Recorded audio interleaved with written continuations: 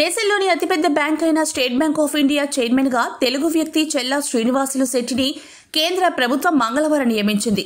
ప్రస్తుత చైర్మన్ దినేష్ కుమార్ ఖారా ఈ నెల 28న పదవీ విరమణ చేయనుండగా బ్యాంకులో సీనియర్ మేనేజింగ్ డైరెక్టర్ గా ఉన్న శ్రీనివాసులు అదే రోజు బాధ్యతలు చేపట్టనున్నారు.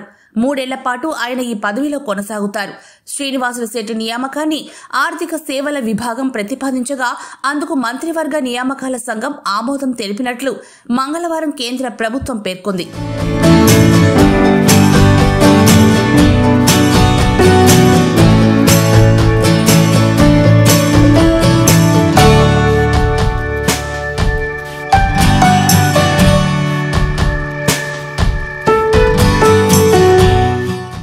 తెలంగాణలోని జోగులాంబ గద్వాల్ జిల్లాలోని పెద్దపోతులపాడు గ్రామంలో జన్మించిన శ్రీనివాసులు వ్యవసాయంలో బ్యాచిలర్ ఆఫ్ సైన్స్ పట్టా పొందారు.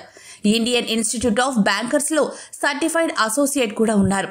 1988లో స్టేట్ బ్యాంక్ ఆఫ్ ఇండియాలో ఒక ప్రొబేషనరీ ఆఫీసర్ గా ప్రస్థానం మొదలుపెట్టి ప్రస్తుతం ఆ బ్యాంకులోని అత్యున్నత స్థానమైన చైర్మన్ స్థాయికి చేరారు. శ్రీనివాసులు ఎస్బీఐలో రిటైల్, డిజిటల్ బ్యాంకింగ్ పోర్ట్ఫోలియోలను పర్యవేక్షించారు. కార్పొరేట్ రుణాలు, రిటైల్, డిజిటల్, అంతర్జాతీయ బ్యాంకింగ్లో ఆయనకు విశేష అనుభవం ఉంది. గతంలో భారత ప్రభుత్వం ఏర్పాటు చేసిన పలు టాస్క్ ఫోర్సులు, కమిటీలకు శ్రీనివాసులు ఆధ్వర్యం వహించారు.